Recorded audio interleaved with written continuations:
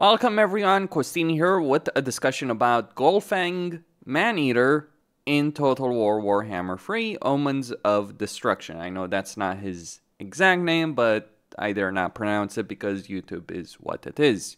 So we do have a bunch of details, mechanics for the faction that he's going to be part of, race reworks for the ogres as well, starting position, as well as several other details, including the faction effects. We get this. So he has access to mercenary contracts, allowing the Maneater's faction to be hired as mercenaries by other factions.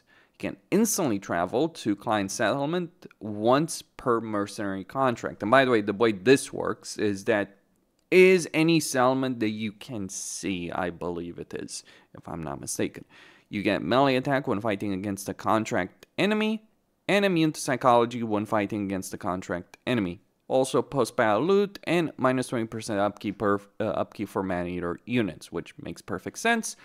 And he starts in Ostland, right on the border between, well, very close to the border to Nordland as well, and also close enough to Kislev, Norska, etc.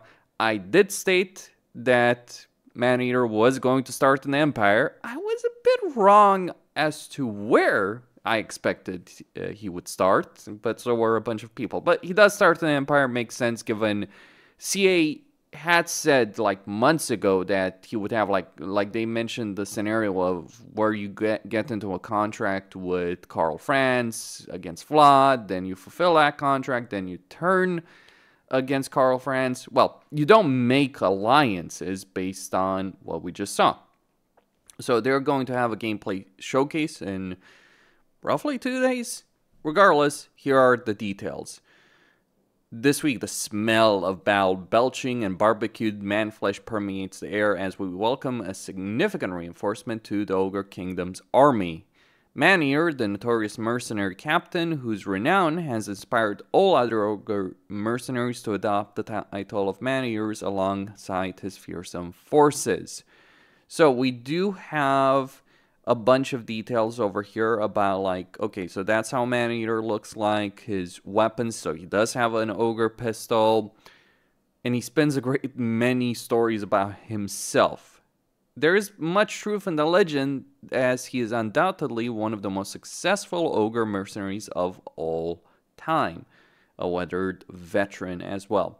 So in terms of battle, he has the Deadeye ability, so he whips out his pistol, allowing him to fire a powerful single shot that deals significant ranged and armor-piercing damage.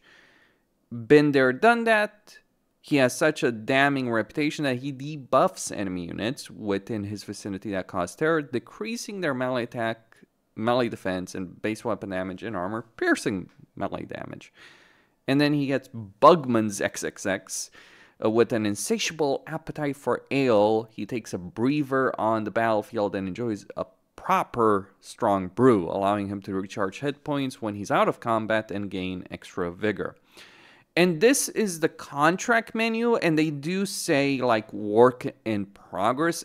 I think I'm allowed to say that I've had access to the build. So I have access to the DLC. I'm not going to go into too many details about that, but yeah, work in progress. Not going to go into how it actually looks, but it's the idea, right? It's like, you have a contract that's based on points. You gain those points by fighting against the enemy, and you get various resources. So here they point money, meat, and a reward. Camp Quartermaster over there. And you do have these contracts. You can also break these contracts if you want to do so. So if you're, if you don't like a particular contract, you can break it and, just start over. So as an internationally renowned mercenary, he helps client factions throughout the Warhammer world settle their warring disputes by taking on all their wars. When a contract is signed, he must earn points by making acts of aggression against the enemy within the specified turn limit. So it's the enemies that are mentioned here specifically. Like, these are the targets that will earn you points. So like Carcadrin is against greenskins, Prague is against Norska, and yeah, the Brotherhood is against Azazel, as you might expect. Each contract will vary in rewards depending on level of difficulty, which is determined by how many enemies the client has and their cumulative strength. In true mercenary style, this mechanic means that his playstyle will be much more about sacking and raising settlements to gather meat, which will be essential for maintaining ogre camps. More on that in a bit, which we treat as equivalent of major settlements. The end result is a campaign playstyle which sits in contrast to those of Greasus and Scrag. Does it though? Maybe, maybe not. I won't mention it, but yeah.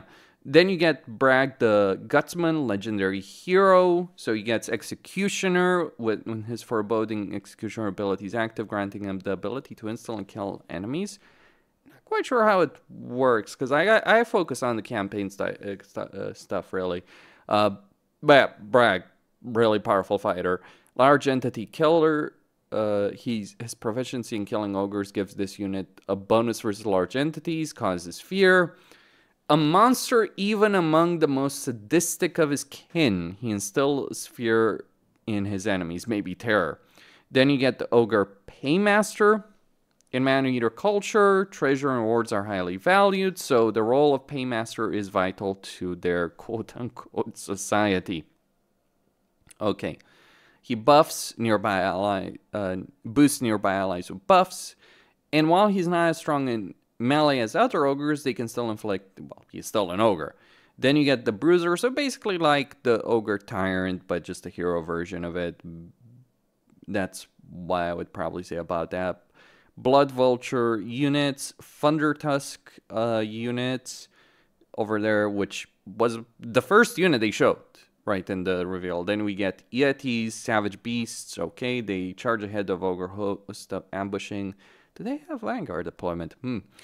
Can't really say. Then we get Pegback Riders units. Quirky band of Noblar warriors riding atop their fellow Noblars, yes. Then we get Golgfang Maneaters. A mercenary band from the harsh mountains of the Ogre Kingdoms. But basically, yeah, Golgfang's unique mechanic is that contract. He can't, like, he really is a mercenary.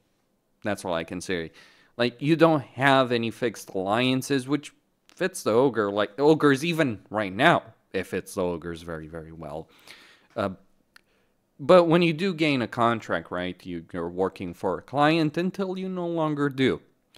And then we get legacy updates. You know, I gotta say, I find it weird. Like, I guess the marketing stuff is done well in advance, and that's why they have, like, stuff that might not be in even the build that's already out there. Though, keep in mind, work in progress, right? What they're saying with regards to this is that they're increasing the amount of meat gained from all sources, allowing it to be used more frequently and in various contexts. They've also introduced a new feature called Hunger, so yeah, ogres now have a meter, right? Basically like corn has a meter, I guess. Not sure what the real comparison is there. But you no longer take attrition, I guess, when you no longer have meat. But the more meat an army possesses, the more abilities and mass, quite crucially, gain. So instead of having to spend meat on a pre-battle feast, you now have a meat meter associated to army. And you can transfer meat to camps. It's one way. Just worth pointing out. It's one way. You're not getting it back. Just kind of worth pointing out. Then we have offerings to the Grey Moss. So they weren't as interactive as we'd like. It required a small meat cost and presented the decision only once every 10 turns. Now, enabling the offering to the Grey Maw provides a passive bonus that increases the force's meat upkeep rather than 10-turn effect, and can be toggled on and off with a cooldown. And you can have multiple offerings active at the same time, or you can disable them if you're spending too much meat. And then we felt that ogre camps didn't fully capture the fantasy of wandering nomadic ogre tribes. No really, CA, no really. Now, ogre camps can now move around the campaign map, though their movement is limited and incur a meat cost, interestingly enough. Though, Movement-wise, I'm not going to mention anything. Let me just leave it there, right? Let me just read from it. Like, it's kind of harsh for CA to basically give us a build where we know how things actually work. We can't talk about it, right? We can read what they're saying publicly, but still. While it's encouraged to place camps strategically to minimize movement, they're no longer locked in one spot. So you can move camps. How you move camps, different discussion. Ogre camps no longer rely on horde growth. All buildings now require meat to construct, giving you more flexibility in prioritizing buildings and reducing idle turns waiting for growth. Thank you! That system sucked! Genuinely, fucking camp growth sucked. So as I said, meat can be transferred to camp from armies, and only from armies to camps. So encourage sacking and raiding with armies to gather meat, which they can send back to an ogre camp. Camps can then use this meat to construct and upgrade buildings, gaining access to more powerful units, and then send upgraded armies out to gather even more meat. Ogre camp lords now feature skill trees, so Ogre Hall mod, anyone? Yeah. And while camps have no upkeep, units cannot be exchanged between camps and other armies. Now, this is a bit annoying with regards to recruitment, I feel, because I understand the sentiment, right? You don't want to just give the player the ability of recruiting units in a camp with no upkeep in order to pay the recruitment cost. On the flip side, I feel we should be able to take the unit, like when I'm recruiting a massive fucking horde of ogres, I feel like I should be able to take that horde of ogres and just recruit it in camp instead of having just a lord standing around. I mean, it's not necessarily big of a problem unless you get ambushed by freaking Skaven or Beastmen, which, camps, I don't know if they have an ambush defense benefit, but still. And we want to shift the player's focus towards sacking and raising rather than occupying settlements. To support this change, sacking and raising will now be the primary ways to gather meat, essential for maintaining ogre camps. Okay, and mountain settlements are now considered the culture's minor settlements, encouraging ogre kingdoms to occupy them strategically. In contrast, non-mountain settlements are treated as disposable outposts. Interesting on that subject. It's worth pointing out something very relevant here, that in the current version of the game, the one that's live, not the pre-release build that content creators get, but in the current version, ogres have really terrible income from sacking settlements. This apparently has been changed. Then they have a change to ogre name, so you can have multiple names. Like, they're fine with the names, but they are going to give it to ogre lords and heroes, and it's just basically and it's not going to be a case like, oh, you can only pick one and you have to pick a. No, you can have multiple ones available. I think it might be automatic. Then we have a research overhaul, so you have tribes and hordes over there. Basically, like, I guess this is like a military tech tree and like a campaign-focused tech tree. That's probably the best way to say it. Like, just like, reading some of these names, that's what I'd imagine. Like, yeah, we got some really nice stuff over here with regards to what we're gonna get in terms of the ogres. Army ability rework. Ogre kingdoms now generate army ability points in a slightly different way. So those global ability. Previously, points were gained based on a number of enemies killed while routing. This felt overly niche and didn't offer much flexibility. Now, Ogre Kingdoms gain a passive income of army ability points for every enemy entity killed by a charging unit. Okay, so it's basically saying, don't stay there, go out there and freaking charge the enemy. And then there's reworks for Scrag and Greases. They didn't mention anything about Scarbrand. I think if they dared change Scarbrand, the community would freaking revolt. I'm just going to say that. But, who knows what's in the final version, really. Scrag the Slaughterer. So what he's going to get he's going to get a feature that grants scaling bonuses based on the number of active offerings to the Grey Maw. These bonuses reduce winds of magic costs, lower camp construction costs, and increase post-battle captives, with additional abilities unique to Scrag. So think of like Epidemius, I think, as a system. I think that's possibly a way of describing it. Think of like Epidemius, but if it actually worked, because, yeah, like basically the more you have, the bigger benefits you have, so you need to maintain all. But keep in mind, those do cost meat, and you're going to be spending meat based on, you know, the changes that are over here. So he's got a very different play style, quote unquote, to Golgfang and Greases, which focuses on being a mercenary over tyrant respectively. And then Tyrant's Demand, so basically CA is like, how do we make the race leader feel like a race leader? Enter Jan Bo's mechanic 3.0, so Carl Francis 2.0, Greases is 3.0. So he gets a bunch of benefits over here for gold. Gold, yes. Keep in mind what they mentioned. So that is a bit much, CA, I think. I really do think that's a bit much. They're really exaggerating with what they're using cheats. But it's kind of worth pointing out, if camp buildings cost meat, and we got better economy, you know, they don't mention anything, I think, with respect to that, right? What they're going to do. Like, it might be shown in the gameplay video, but with a better economy, with the new contract system, better camping system, etc., we might be rolling in the cash. Can't really say that, though, necessarily.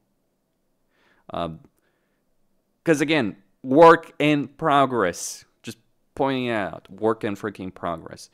So, they've introduced the system to over-tyrant actions. I don't think you necessarily need to do anything to unlock them. You just need the gold to be able to use them, like replenishing action points, dealing attrition damage. So, I mean, it's a system that works. You can't complain when it works. If working, don't fix it.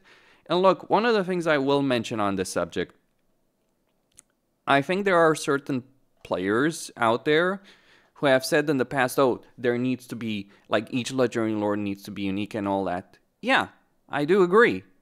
But uniqueness, but, you know, just because one legendary lord shares a feature with another legendary lord doesn't mean that they don't play very differently. Because, believe it or not, Carl Franz and Jan Bo, and now Greases, I guess, played very freaking differently. Because differences are in the races, the play style of those races. Cafe is not the freaking Empire Short. They're the closest, probably, actually, the two closest races in the entire game in a lot of ways. But they're not the same. Far from it. They're still very different. Mind you, Cafe has a lot of problems. Hopefully they do get improved. It's kind of worth pointing out, Cafe was much better than Empire until Thrones of the King, then Thrones of the King, so it's, you know, kind of just going back and forth. Hopefully they do make Cafe better or less boring to play. But that is what they revealed about Ogres. Now, here, what do I have to say? Not much, really, I'm afraid, because, oh man, it's like balancing a very, very thin tightrope over there with regards to, like, you know, what I can discuss. But suffice to say, you know, work in progress, more details. Maybe the gameplay footage will actually reveal more stuff about all of this. But I certainly do like the changes that they're talking about over here. And, you know, with the mercenary contracts that Golgfang has, it might make his campaign one of the most dynamic campaigns in the game. Or maybe not. I don't know. My concern is, like, again, you look at this screen. My concern, and I just want to address this, you have that ability of instantly traveling per contract to a client settlement. Now, I understand why they did this. Because it would, you know, it would just basically push you into playing a campaign. I imagine the reason they gave you this teleportation ability is because they wanted to avoid you just spending all your campaign in a small zone close to your camps, right? So with that teleportation, you do have a lot more flexibility. But the problem is, from my point of view, And this is an issue with Axiatl. The issue, I think, with having a teleportation system, just using Axiatl as an example, is you reduce the risk. Because if your core territories, you know, where your economy, your hero, your recruitment is, if those are never at risk, and they may never be as Golgfang, you know, if you're just teleporting halfway across the map to do a contract against an enemy, it depends on how the diplomacy aspect will work in the final version. Sure, but Axiatl's campaign is like complete fucking steamroll. So that's my concern on this subject. Like, teleportation is a great mechanic. I agree. But how you balance teleportation, like, it's only once per contract. So it depends on how long the contracts are going to last, those kind of things. But that's my concern. On the other hand, I gotta say, it is a cool idea. Like, I think that it is something new that CA is trying to do with Maneater, in the sense that they've been trying for years to make some kind of different campaign. We had Horde armies, those didn't fucking work out, right? We had the idea of the Wood Elves. Didn't quite work out. I mean, it worked out in Warhammer 2, same with the Beastmen playstyle, you know, the settlements, but not quite in Warhammer 3. I think with Maneater, they're trying to really make this kind of idea of like a faction that's not really just playing the traditional diplomacy game of alliances and enemies and, you know, long-standing wars, and something more dynamic. That would be my read on it.